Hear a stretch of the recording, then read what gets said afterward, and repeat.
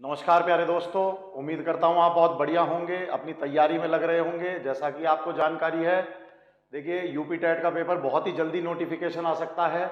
उसके बाद आपके पास ज़्यादा समय नहीं होगा, इसलिए बहुत ही बेहतरीन और बहुत बढ़िया कंटेंट हम आपके सामने लेके आए हैं। दोस्तों, एक बात की हम गारंटी ले सकते हैं कि यदि आप हमारे कंटेंट को पढ़ेंगे, हमारे कराए गए क्वेश्चंस को करेंगे, तो 90 नंबर छोड़ दीजिए, 110 120 से ऊपर ही आप नंबर प्राप्त करेंगे। दोस्तों, तो अपनी तैयारी में बहुत जल्दी से लग जाइए।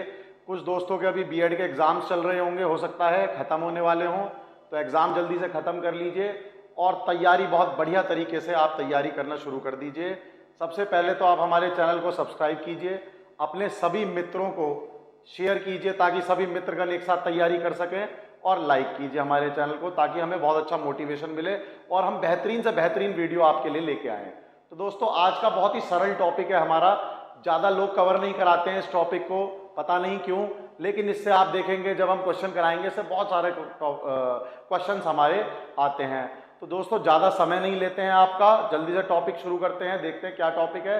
तो दोस्तों, आज का हमारा जो टॉपिक है वो है 4 aspects of modern learning theories. दोस्तों, तो 4 हमारे एस्पेक्ट्स हैं जिसमें हम मॉडर्न लर्निंग थ्योरी को बांटा गया है, हम पढ़ेंगे।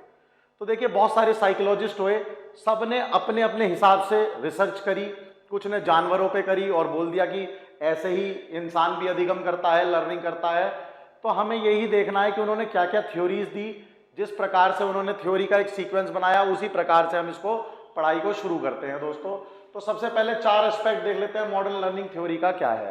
तो देखिए, डेवलपमेंट व्यू से हम देखते हैं 4 एस्पेक्ट। दोस्तों, कौन कौन से हो गए? पहला एस्पेक्ट है बिहेवियरिज्म।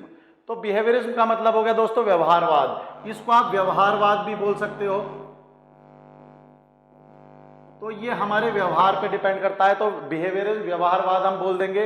और कॉग्निटिव्म यानी ये हो गया संज्ञानात्मकवाद, इसको हम संज्ञानात्मकवाद भी बोल सकते हैं। दोस्तों, फिर आए गेस्टाल्ट, इसको गेस्टाल्टवाद बोल देंगे।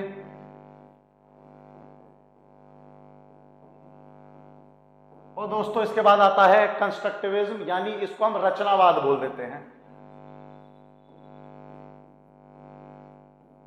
तो ये हमारे सारे वाद हो गए जिनको हमें एक एक करके पढ़ना है। साइकोलॉजिस्ट ने इन पे अलग रिसर्च करी, कुछ साइकोलॉजिस्ट ऐसे हुए जिन्होंने इन पे रिसर्च करी, इसको आगे लेके बढ़े। कुछ ने माना कि सीखने का तरीका गेस्टाल्ट होता है, गेस्टाल्टवादी हुए। कुछ ने माना कि रचना के आधार पे सीखता है। तो आइए देखते हैं किस प्रकार से हम इसको पढ़ेंगे। तो सबसे पहले देखते हैं दोस्तों, बिहेवियरिज्म क्या होता है, व्यवहारवाद क्या होता है। तो सबसे पहले जो व्यवहारवाद में आता है दोस्तों, जितने भी साइकोलॉजिस्ट हुए उन्होंने यह बताया कि बच्चा जो है वो अपना अंत्यक्रिया करता है एनवायरमेंट के साथ। आप इसको एक बहुत सरल एग्जांपल से मैं आपको समझाता हूं, आपको फिर समझ में आएगा। जैसे मान लीजिए एक छोटा बच्चा है, चलना सीखा है, अभी बेड से उतरना नहीं सीखा। अब बेड के सामने आपने एक टॉफी रख दी उसके लिए, या कोई ऐसी चीज रख दी, तो सबसे पहले दोस्तों आपने बेड के सामने टॉफी रख दी, अब उसे उतर के जाना है, इतना कार्य उसको करना है। तो इस एग्जाम्पल से आप समझ सकते हो, जो टॉफी रखी है बच्चों, वो हो गया उद्दीपन। उद्दीपन का मतलब आपने उसको कोई मोटिवेशन दिया कार्य करने के लिए, उसे हम उद्दीपन बोल देंगे। ठीक है, एक उत्तेजना दे दी कि देखो वो है, वो लेके आना, बच्चे के मन में आ गया। उसके बाद बच्चा क्या करेगा, अपने जितना भी एनवायरमेंट है उसके साथ अंत्यक्रिया करके बेड से उतरने की कोशिश करेगा। तो हम क्या बोलेंगे, उसने अपने एनवायरमेंट के साथ अंत्यक्रिया करी, यानी वो चद्दर पकड़ेगा, नीचे थोड़ा सा पैर लटकाएगा, कोशिश करेगा, नहीं मान लीजिए उससे उतरा जा रहा तो वापस ऊपर चढ़ जाएगा। असफल भी हो सकता है बच्चा, उसमें 2-3 प्रयास करेगा, 2-3 प्रयास में असफल रहा, लेकिन हो सकता है वो उतर जाए, सफल हो जाए, जाके टॉफी ले ले। तो इसमें व्यवहारवाद देखिए, उसने अपने व्यवहार से, अपने अंत्यक्रिया से एनवायरमेंट के कुछ करना सीख लिया। तो इस तरह की जो थिंकिंग रखने वाले साइकोलॉजिस्ट थे, उनको बोला गया कि इन्होंने व्यवहारवाद की थ्योरी दी है।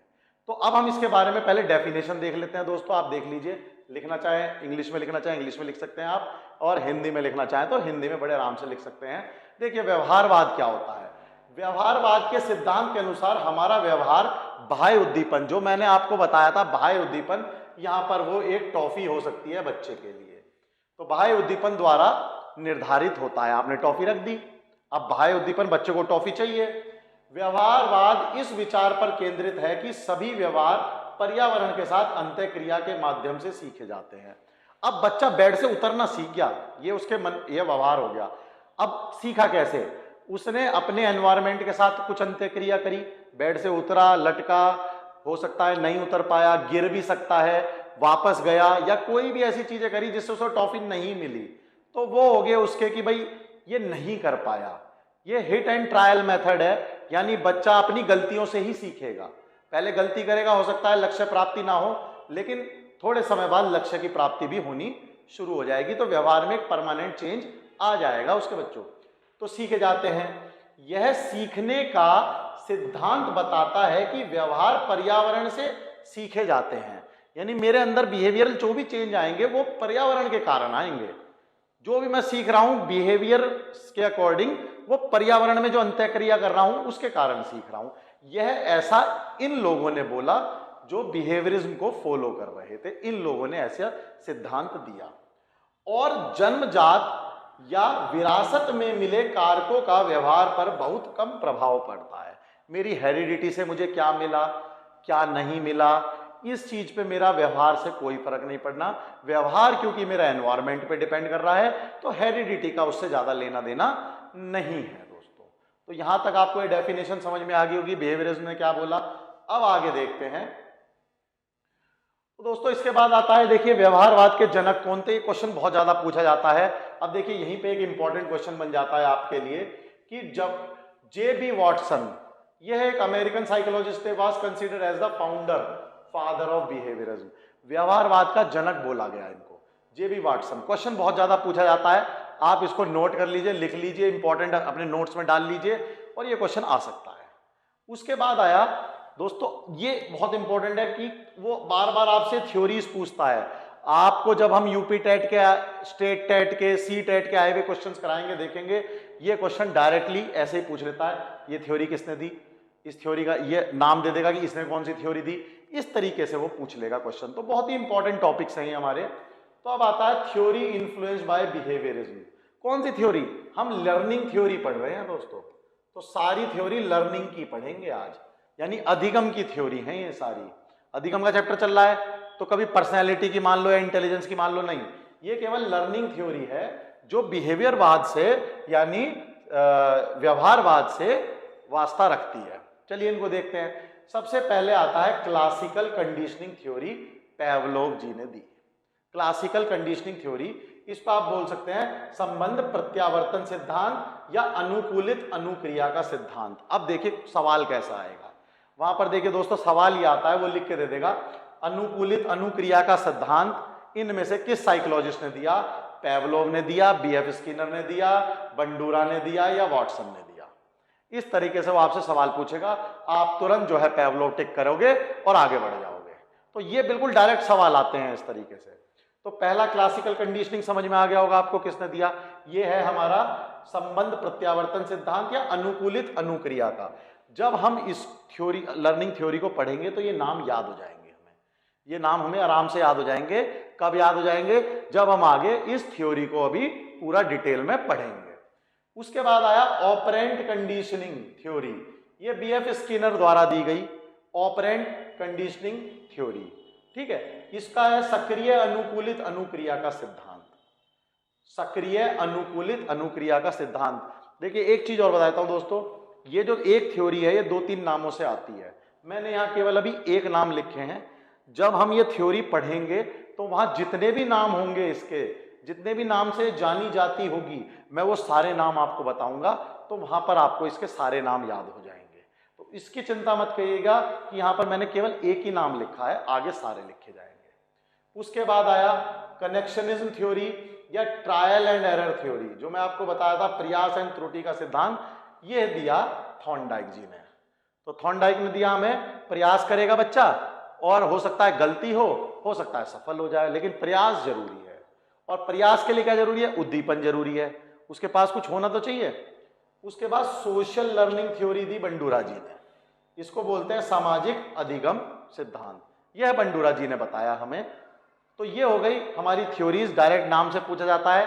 तो देखिए यहां से एक सवाल ये बन गया, उसके बाद हो सकता है इनमें से एक सवाल बन जाए, तो लगभग यहां से आप देखोगे तो यूपी टेट के, स्टेट टेट के पेपर में डायरेक्ट सवाल आ सकते हैं, यहां से इनको अच्छे से पढ़ लो। चलिए नेक्स्ट आता है इंपॉर्टेंट पॉइंट अबाउट बिहेवियरिज्म। अब देखिए इंपॉर्टेंट पॉइंट बिहेवियरिज्म के आपको समझ में आ गए होंगे, धीरे धीरे एक एक करके देखते हैं क्या है। सबसे पहले सीखने की प्रक्रिया का दृष्टिकोण, इनका दृष्टिकोण क्या है सीखने, या अगर हम सिखा रहे हैं तो क्या दृष्टिकोण है, व्यवहार में स्थायी परिवर्तन।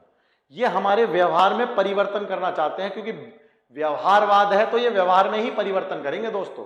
तो आप यहां से याद रख सकते हो कि इनका तरीका क्या है, व्यवहार में स्थायी परिवर्तन करना। ठीक, अब ये अंत्यक्रिया एनवायरमेंट की अंत्यक्रिया से होगा, ये बात आप याद रखिएगा। अब देखिए सीखने का ठिकाना कहां है, एनवायरमेंट है, कहां है सीखने का ठिकाना हमारा, बाहरी वातावरण में उत्तेजना। जो बच्चे के लिए मैंने टॉफी रख दी थी वो ही है मेरे सीखने का ठिकाना, कि बाहरी वातावरण में जो उत्तेजना हुई। फिर बच्चे ने हिट एंड ट्रायल लगाया। आगे देखते हैं दोस्त। अब देखिए इसमें क्या है, इसमें ज्ञान तो निष्क्रिय है, बच्चे ने बिहेवियर से सीखा, एनवायरमेंट से सीखा, हिट एंड ट्रायल से सीखा, तो यहां पर हम बोल सकते हैं कि ज्ञान निष्क्रिय है। तो फिर बच्चा कैसे सीखेगा, अंत्यक्रिया करके एनवायरमेंट के साथ, पर्यावरण में बाहरी कारकों के लिए काफी हद तक स्वतः प्रक्रिया। तो ये बात आपको बिल्कुल क्लियर होगी। उसके बाद आता है प्रमुख शिक्षण अवधारणा, सुदृढ़ीकरण और क्रमादेशित शिक्षा है। इसका मतलब सबसे पहले रीइंफोर्समेंट, पुनर्बलन। आप यदि बच्चे को पुनर्बलन नहीं करोगे, शाबाश बेटा चल चल चल कर जाएगा, या कुछ उसके लिए मोटिवेटिंग चीज नहीं रखोगे, तो फिर वो बिहेवियर में चेंज नहीं आने वाला। तो इसलिए इसमें सबसे बड़ी चीज क्या है, रीइंफोर्समेंट। आपको रीइंफोर्समेंट इसमें ढंग से देखना पड़ेगा, याद करना पड़ेगा। उसके बाद देखिए शिक्षक केंद्रित है, जो भी वातावरण बनाया शिक्षक ने बनाया, उसने ही उत्तेजित किया बच्चे को, या उत्तेजना में कुछ रखा, उद्दीपन रखा, और बच्चे ने वो अंत्यक्रिया करी तो बच्चे नहीं, लेकिन है क्या ये मेनली, ये शिक्षक केंद्रित है। तो शिक्षक केंद्रित ही बोला जाएगा, इसमें बच्चे का ज्यादा योगदान नहीं है दोस्तों, ध्यान रखना। ये सवाल वो पूछ लेता है कि कौन सा केंद्रित है, मान लीजिए बिहेवियरिज्म, तो ये शिक्षक केंद्रित है। आगे बढ़ते हैं। कुछ व्यवहारवाद के इंपॉर्टेंट साइकोलॉजिस्ट। देखिए दोस्तों मैं फिर बता दूं, ये महान लोग हैं, ये महान साइकोलॉजिस्ट हैं, इन्होंने अलग अलग क्षेत्र में काम किया है।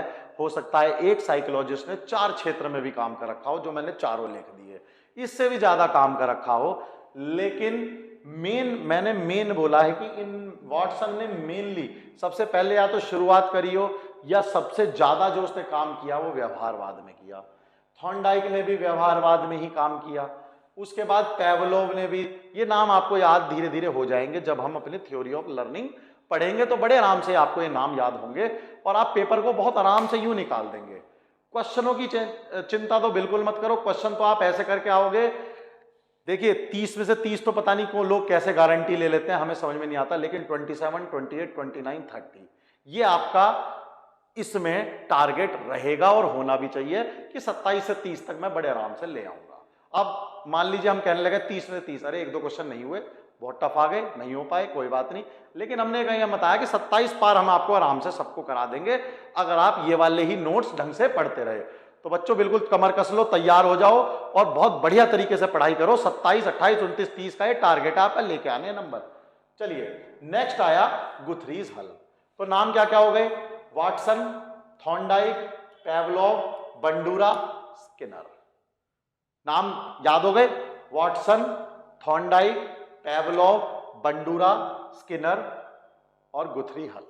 ये धीरे धीरे आपको याद हो जाएंगे, क्योंकि बहुत ज्यादा हम इनको यूज करने वाले हैं थ्योरी ऑफ लर्निंग में। यही वो महान लोग हैं जो हमें पास कराएंगे, ये मान लो। नेक्स्ट, अब देखिए स्ट्रेंथ क्या है। स्ट्रेंथ क्या है भैया इसकी, रीइंफोर्समेंट, मोटिवेशन, ये स्ट्रेंथ है। व्यवहारवाद की स्ट्रेंथ क्या हो सकती है, रीइंफोर्समेंट, शाबाशी देना, बच्चों के लिए कुछ उद्दीपन रखना, यही इनकी स्ट्रेंथ है। तो क्या है, व्यवहारिक शिक्षण सिद्धांत में सकारात्मक सुदृढ़ीकरण महत्वपूर्ण है, यानी आपको पॉजिटिव रीइंफोर्समेंट रखना है, डांट डूंट नहीं या पिटाई विटाई नहीं, पॉजिटिव रीइंफोर्समेंट, पॉजिटिव पुनर्बलन आपको रखना पड़ेगा इसमें। फिर उसके बाद व्यवहारिक अधिगम में अभिप्रेरणा महत्वपूर्ण भूमिका निभाती है। मोटिवेशन तो देखिए महत्वपूर्ण भूमिका निभाएगा ही। यदि आप बच्चे को मोटिवेट नहीं करोगे, जैसे मान लीजिए रेस मार रहा है बच्चा, अब लास्ट के 10 मीटर रह गए, तो एकदम से अगर बच्चे में जोश आ जाए, आप उसको मोटिवेट कर दो तो 10 मीटर लास्ट के तेज भाग सकता है, अपने एफर्ट से ज्यादा लगा सकता है।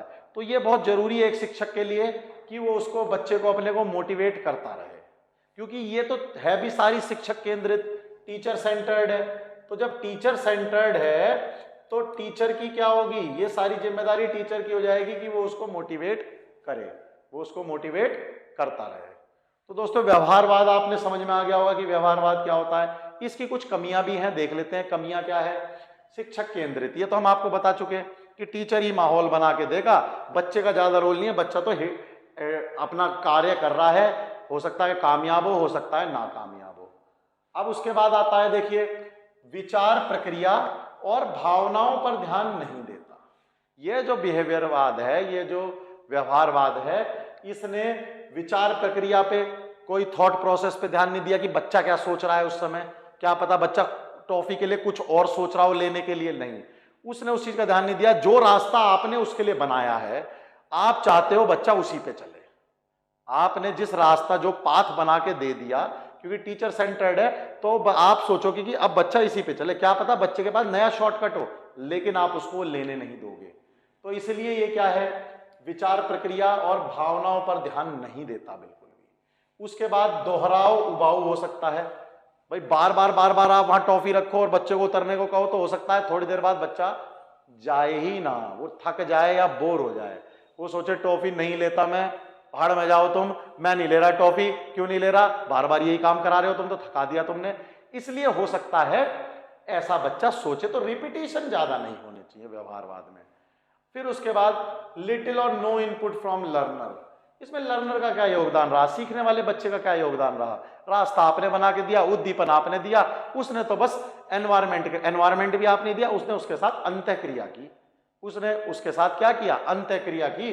शिक्षार्थी से कम या कोई इनपुट हमें प्राप्त ज्यादा नहीं होता। तो दोस्तों व्यवहारवाद आपको बहुत अच्छे से समझ में आ गया होगा। तो अब व्यवहारवाद हमारा कंप्लीट हो जाता है। इससे एक या दो क्वेश्चन अगर मान लीजिए आपसे बनते हैं, तो वो हम आपको आगे चल के बता देंगे क्या क्या क्वेश्चन बनते हैं। अगली थ्योरी पे आते हैं। अगली थ्योरी है गेस्टाल्ट थ्योरी, इनको बोलते हैं गेस्टाल्टवादी। देखिए गेस्टाल्टवादी में जनक मान लीजिए, जो इनके फाउंडर हुए वो हुए वर्थमायर। वर्थाइमर ने क्या करा, अपने दो चेले पकड़े, एक तो कोहलर और एक कोफ का, उनके साथ मिलकर उन्होंने गेस्टाल्ट थ्योरी दी। हालांकि इनकी जमीनी बाद में इन्होंने दूसरी थ्योरी के साथ विलय कर लिया, लेकिन इन्होंने क्या बोला, इन्होंने बोला कि कोई भी नॉलेज, कोई भी चीज जो है छोटे छोटे पैकेट्स में, छोटी छोटी, उसमें बच्चे के दिमाग में नहीं आती, बच्चे के दिमाग में छोटे छोटे पैकेट्स में या छोटी छोटी थिंकिंग नहीं आती। बच्चा प्रॉब्लम सॉल्वर है। क्या है बच्चा? Problem solver. वो पूरी प्रॉब्लम को एक साथ एनालिसिस करता है, देखता है और एक साथ प्रॉब्लम सॉल्व करने की कोशिश करता है और वहां से लर्निंग करता है, वहां से अधिगम करता है। आपको मेरी बात समझ में आ रही होगी। एक आपके सामने प्रॉब्लम आई, जैसे मैं आपको एक एग्जांपल बताता हूं, भूलोगे नहीं, आगे भी आएगा ये एग्जांपल। एक चिंपैंजी के साथ इन्होंने एक्सपेरिमेंट करा, दोनों चेले गुरु ने, कि एक चिंपैंजी के साथ इन्होंने क्या एक्सपेरिमेंट करा, दो बॉक्स रख दिए, केले ऊपर हाइट पे टांग दिए, एक छड़ी रख दी। अब चिंपैंजी के लिए प्रॉब्लम क्या हो गई, वो केले उतारने और खाने हैं। चिंपैंजी की हाइट इतनी है नहीं, छड़ी से भी पकड़ के चिंपैंजी वहां तक, केले तक नहीं पहुंच पा रहा है। तो अब चिंपैंजी की प्रॉब्लम है, उसे सॉल्व करना है। अगर चिंपैंजी ने वो प्रॉब्लम सॉल्व कर दी तो उसको एक नया अधिगम हो गया, नहीं हो गया दोस्तों? हो ही गया। अब देखिए उसे चिंपैंजी ने क्या करा, पहले एक बॉक्स रखा, उस पर चढ़ा, चिंपैंजी ने छड़ी से केले नीचे तोड़ने की कोशिश करी, अभी भी केले दूर हैं। इसका मतलब चिंपैंजी थिंकिंग तो कर रहा है, प्रॉब्लम सॉल्विंग के लिए थिंकिंग कर रहा है, ठीक है। फिर उसने क्या करा, दूसरा वाला बॉक्स रखा उसी बॉक्स के ऊपर। फिर जब उसने उसके ऊपर बॉक्स रखा, फिर उसके ऊपर चढ़ा, जो छड़ी थी केले तक पहुंची, केले उतारे और खा गया। अब आप बताइए गेस्टाल्ट वादियों के हिसाब से क्या था? गेस्टाल्ट वादियों के हिसाब से उन्होंने बोला कि भाई पूरी एज एक प्रॉब्लम लेता है, उसे सॉल्व करता है और उससे अधिगम करता है। छोटे छोटे पैकेटों में हम नहीं सीखते। इनका यह था, खाएंगे तो सारा खाएंगे, मजे लेंगे, पूरा लेंगे। देखिए अब क्या है, आप स्क्रीनशॉट ले लीजिए इसका, जो भी आप यदि इंग्लिश में लेना चाहते हैं तो नोट भी कर सकते हैं रोक के वीडियो को। चलिए, ये इसका हमने डेफिनेशन लिख दी। गेस्टाल्ट सिद्धांत काफी हद तक कोहलर, कोफका और वर्थाइमर, ये गुरुजी थे, ठीक है दोस्तों, और ये दो चेले थे, चेले याद रखना, ये दो चेले थे, ठीक है, द्वारा प्रचारित किया गया था। इस सिद्धांत में ने व्यवहारवाद के बीच उच्च क्रम की संज्ञानात्मक प्रक्रिया पर बल दिया। गेस्टाल्ट मनोवैज्ञानिकों ने के तर्क दिया कि हम दुनिया को सरल सूचनाओं के छोटे छोटे टुकड़ों में अनुभव नहीं करते। हमें ये छोटी छोटी सूचनाएं नहीं चाहिए कि एक सूचना आ गई, दो सूचना आ गई, तीन आ गई, जोड़ी 2+2+2 करके 6 कर दिया, नहीं, हमें पूरी प्रॉब्लम दो, हम उसे सॉल्व कर देंगे। करते जो हमारे दिमाग में प्रवेश करने के बाद जटिल विचार में संयुक्त हो जाते हैं। गेस्टाल्ट ने सिद्धांत ने दावा किया कि हम पूरी दुनिया को सार्थक पैटर्न में या एक संगठित पूर्ण रूप के अनुभव करते हैं, यानी वो एज ए होल देखते हैं। एज ए होल का मतलब पूरी प्रॉब्लम को एक साथ देखेंगे। इस प्रकार समस्या को हल करने के लिए ज्ञान का आयोजन किया जाता है और इसलिए हम सीखने को समस्या समाधान के दृष्टिकोण से देखना चाहिए। तो मैंने जो आपको चिंपैंजी का एग्जाम्पल दिया, आप उससे इस डेफिनेशन को समझ सकते हो बड़े आराम से दोस्तों। चलिए, हो सकता है ये आपने ले लिया होगा स्क्रीनशॉट या नोट कर लिया होगा। आगे बढ़ते हैं। अब अगला आता है दोस्तों, अगला जो आता है कॉग्निटिविज्म आता है। इसमें हम बता चुके हैं आपको कि संज्ञानात्मकवाद हो गया,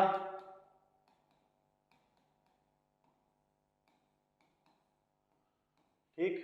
अब संज्ञानात्मकवाद में क्या होता है दोस्तों, देखिए इनका क्या कहना है। इनका कहना है कि दिमाग में इंफॉर्मेशन आई, ठीक है, उसको ऑर्गेनाइज किया गया, सुव्यवस्थित किया गया, उसको स्टोर कर लिया गया और जरूरत पड़ने पर उस इंफॉर्मेशन को वापस आप तक पहुंचा दिया गया।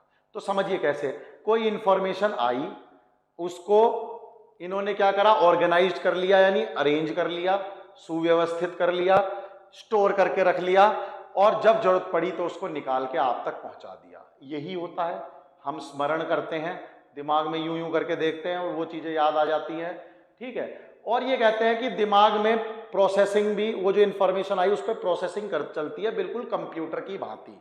जैसे कंप्यूटर प्रोसेस करता है इंफॉर्मेशन को, उसी प्रकार से हमारा दिमाग भी प्रोसेस करता है। दिमाग हमारा चिंतन भी करता है, दिमाग हमारा ज्ञान का भंडार है, वो ज्ञान सीखता है। तो उसके लिए लर्निंग का तरीका व्यवहारवाद नहीं है कि बस अपने एनवायरनमेंट के साथ, या प्रॉब्लम सॉल्विंग नहीं है, उसके लिए सीखने का तरीका पूरा एज ए होल है, उसमें सारी चीजें आएंगी। वो चिंतन भी करेगा, वो प्रॉब्लम सॉल्विंग भी करेगा, वो ज्ञान को रिकॉल भी करेगा, पुराने ज्ञान से नए ज्ञान को कंपेयर भी करेगा। ऐसे बहुत सारे तरीकों के द्वारा इन्होंने बोला कि हम सीखते हैं। चलिए देखते हैं, ये आप सबसे पहले इसका स्क्रीनशॉट ले लीजिए, नोट कर लीजिए चाहो तो इसमें से इंपॉर्टेंट पॉइंट्स। देखिए दोस्तों, अब ऐसे होल आपको ये रटने की जरूरत तो नहीं है, लेकिन पता होना चाहिए। नोट्स हम ऐसे लेके आए हैं, एक बार बना लो, फिर बस आपको बनाने की जरूरत नहीं है, इसी में से पढ़ते रहो, कोई मोटे मोटे ग्रंथ उठाने की जरूरत नहीं है सीडीपी के, यही आपके लिए पर्याप्त हो जाएंगे। पूरी सीडीपी इसी से ही आपकी खत्म हो जाएगी। चलिए देखिए अब क्या होता है। संज्ञानात्मकता एक सीखने का सिद्धांत है जो इस बात पर ध्यान केंद्रित करता है कि दिमाग द्वारा जानकारी कैसे प्राप्त, रिसीव करना, व्यवस्थित, ऑर्गेनाइज करना, उसके बाद संग्रहित, स्टोर करके रखना और पुनः प्राप्त का मतलब उसे वापस से रिट्रीव कर लेना। तो ये तो काम कंप्यूटर का ही हो गया। आपने एंटर मारा और सर्च करना शुरू करा और उसे तुरंत इंफॉर्मेशन आपको लाके दे दी। तो दिमाग ऐसे कंप्यूटर की तरह उन्होंने बताया कि काम कर रहा है और होता भी है। अमूर्त रूप से ही हमारे पास नॉलेज होती है। ऐसा तो नहीं कि दिमाग की कोई नॉलेज की देवी हमारे दिमाग में बैठी हुई है और लो बेटा ये लो, क्या पूछा वो उन्होंने हमारे कान में बता दिया है, दिमाग में डाल दिया। नहीं, अमूर्त रूप से पड़ा हुआ है, हमें उसे रिकॉल करके निकालना होता है। यही है एक तरीका।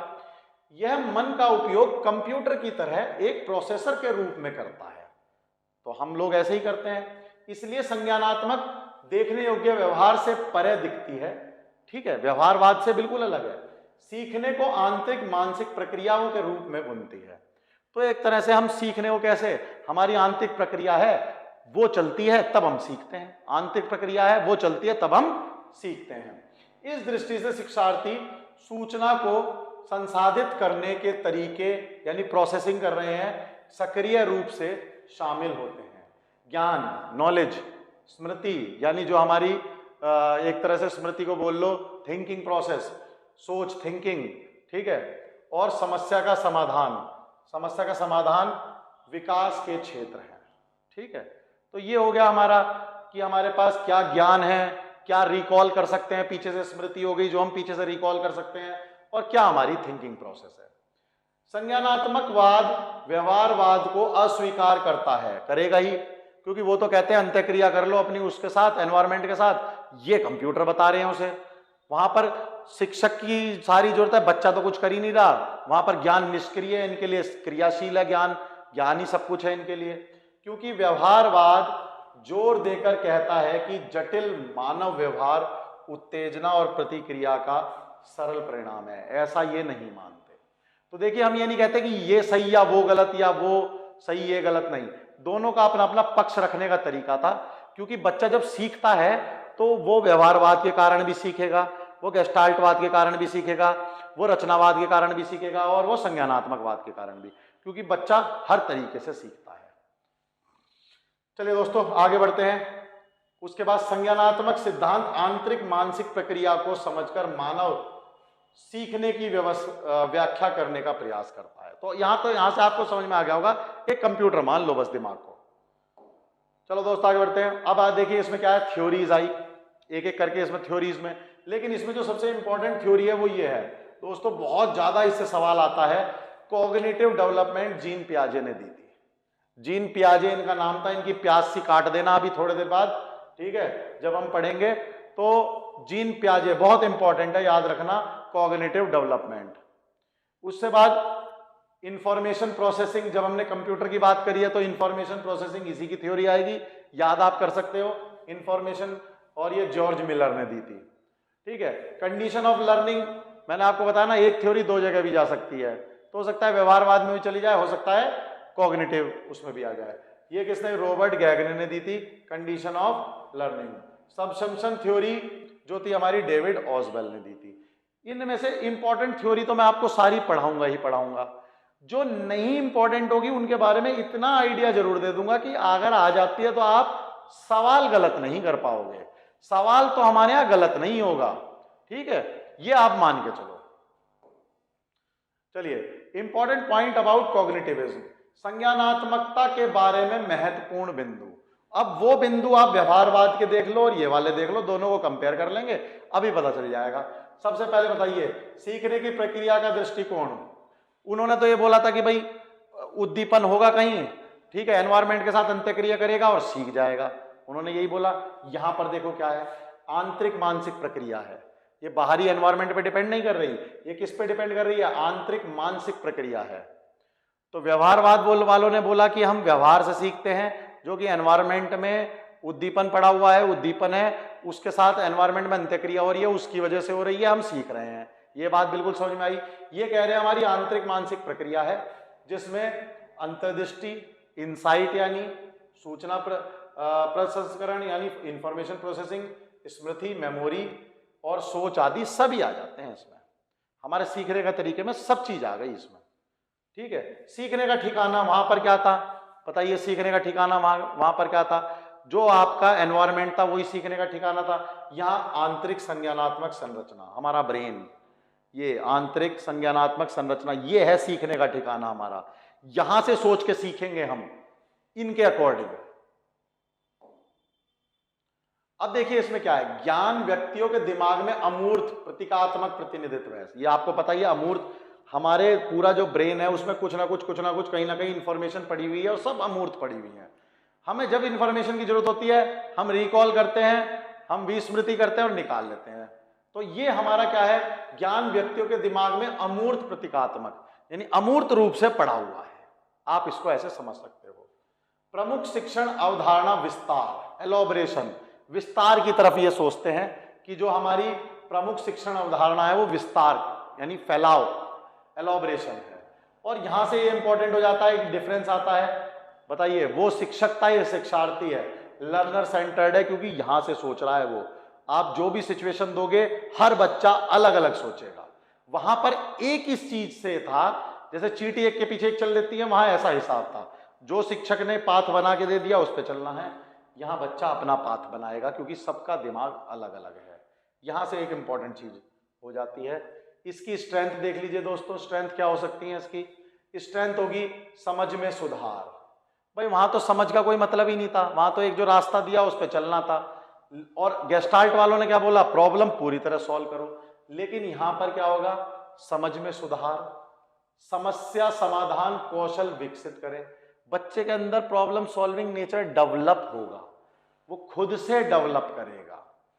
उसके बाद दीर्घकालिक स्मृति को बढ़ावा देता है। देखिए व्यवहार में स्थायी तो वहां भी आ रहे थे, लेकिन ये स्मृति को बढ़ावा दे रहा है। वहां व्यवहार में स्थायी परिवर्तन था, यहां दीर्घकालिक स्मृति, यानी आप लंबे समय तक उसको याद कर सकते हो या रख सकते हो। लंबे समय तक आप उसको याद कर सकते हो या रख सकते हो, ऐसा इनकी प्रबलता है, ऐसा इनकी स्ट्रेंथ है, ये बता रहे हैं। इंप्रूव कॉन्फिडेंस, और जब आप यहां से सोचोगे तो इंप्रूव कॉन्फिडेंस, आत्मविश्वास में सुधार तो आएगा ही, यदि आप उस प्रॉब्लम को बड़े आराम से कर पा रहे हो तो ये इसकी स्ट्रेंथ भी हो गई दोस्तों। वीकनेस क्या है? देखिए इसकी वीकनेस बहुत इंटरेस्टिंग है। इसकी वीकनेस में एक एग्जांपल से आपको बताता हूं। देखिए आप मान लीजिए कंप्यूटर खोला आपने, तो जब आप कंप्यूटर खोलते हो, कुछ कार्य करते हो, तो देखते हो कोई कंप्यूटर तो बहुत तेज चल रहा होता है, यानी एकदम जल्दी से खुलेगा, जल्दी से फाइल खुलेगी, जल्दी से आप पीपीटी बनाओगे, बन जाएगी। एक कंप्यूटर बिल्कुल थकेला, आपने उसे खोला, अभी 5 मिनट बाद खुलेगा, धीरे धीरे कर्सर घूम रहा है, फिर खुला, फिर आपने उसमें वर्ड या पीपीटी की वो फाइल खोली, वो भी धीरे धीरे खुल रही है, एंटर कर रहे हो, वो भी धीरे धीरे। तो ये जो कंप्यूटर हैं, ये अलग अलग बच्चों के ब्रेन हैं। अब आपने उनको कोई प्रॉब्लम सॉल्विंग चीजें दी हैं, आप उसके दिमाग के अंदर घुस के कुछ कार्य करवाना चाह रहे हो, तो हर बच्चे का अपना प्रोसेसर है और उसकी स्पीड अपने हिसाब से है। तो आपने जो प्रॉब्लम दी है, जरूरी नहीं है हर बच्चा उसी के अकॉर्डिंग कार्य करे, वो अपने ब्रेन के अकॉर्डिंग करेगा, ब्रेन की कैपेबिलिटी के अकॉर्डिंग करेगा। तो ये इसकी वीकनेस है कि हम तो ये मान के चलते हैं कि ये प्रॉब्लम सभी बच्चे सेम टाइम पे कर लें, ऐसा नहीं होगा। तो क्या है? लर्नर किसी कार्य को पूरा करने का एक तरीका सीखता है, लेकिन यह शिक्षार्थी या स्थिति के लिए सबसे अच्छा तरीका है या अनुकूल नहीं हो सकता। तरीका है या अनुकूल नहीं हो सकता। तो कुल मिला के ये बात हो गई कि एक तरह से हो गया कि आप कंप्यूटर में एंटर कर रहे हो, तो हर एक कंप्यूटर क्या हो गया? अलग अलग हो गया। हम यहां से ये चीज समझ सकते हैं। For example, logging onto the internet on one computer may not be the same logging on the another account। तो यहां से हम बड़े आराम से इस चीज को सीख सकते हैं। दोस्तों अगर आपने स्क्रीनशॉट नहीं लिया तो बड़े आराम से आप स्क्रीनशॉट ले सकते हैं इसका। तो दोस्तों स्क्रीनशॉट ले लिया होगा आपने। अब आगे बढ़ते हैं। देखिए आगे बढ़ने में अब आता है कंस्ट्रक्टिविज्म, यानी रचनावाद।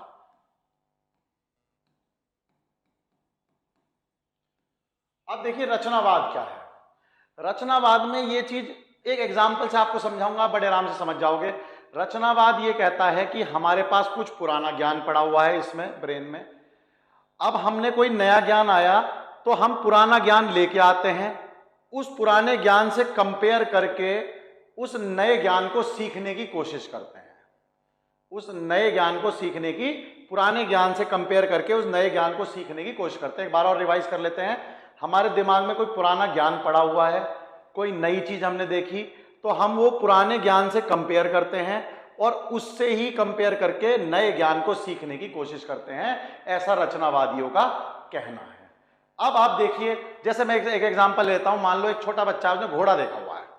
अब उसने घोड़ा देखा, घोड़े की शेप ये है, ये है। अब उसे जेब्रा दिखा दिया आपने, तो वो क्या कहेगा? देखो देखो धारीदार घोड़ा। क्या कहेगा? देखो देखो धारीदार घोड़ा। उसने क्या करा?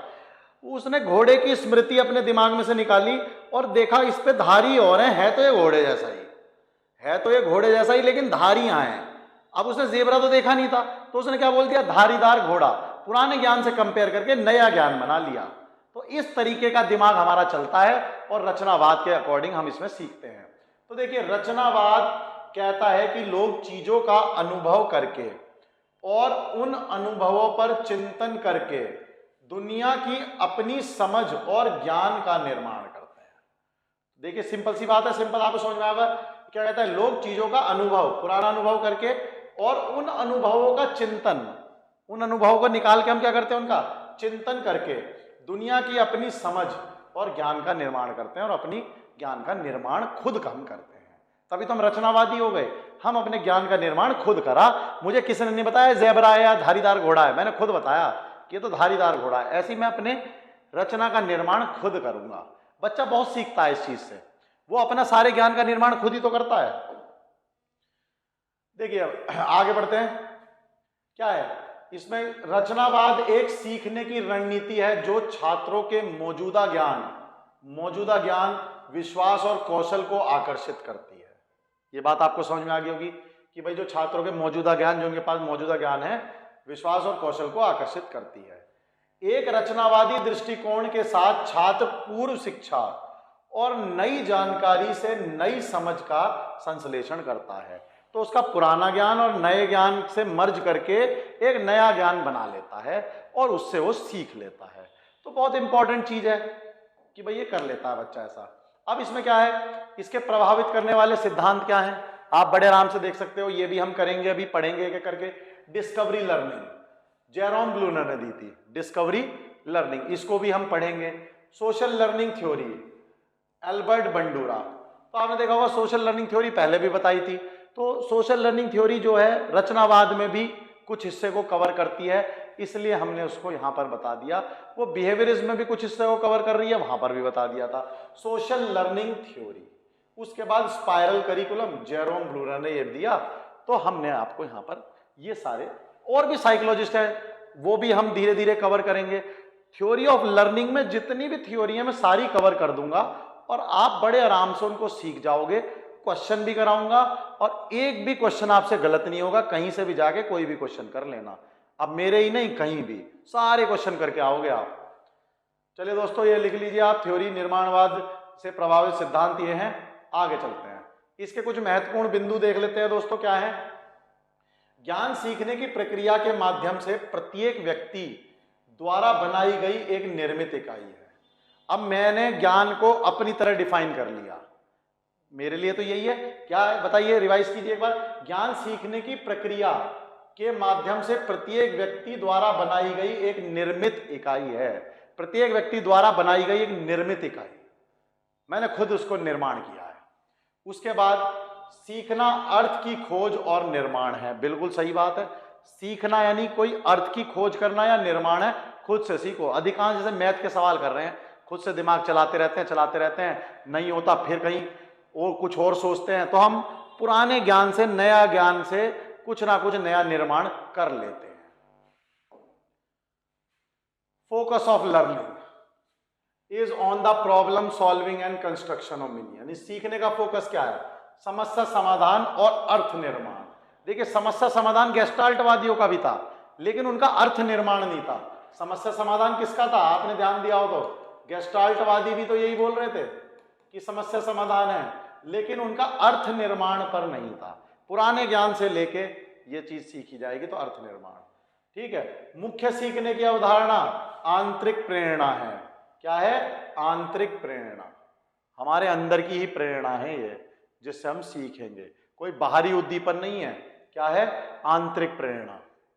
और ये देखिए शिक्षार्थी केंद्रित है, इसमें तो टोटल बच्चा ही है, खुद निर्माण कर रहा है, तो ये भी शिक्षार्थी केंद्रित हो गई। तो यहां से हम शिक्षार्थी केंद्रित दोस्तों, तो ये हमारे चारों वाद हो गए जो हमने बहुत ध्यान से पढ़ लिए हैं।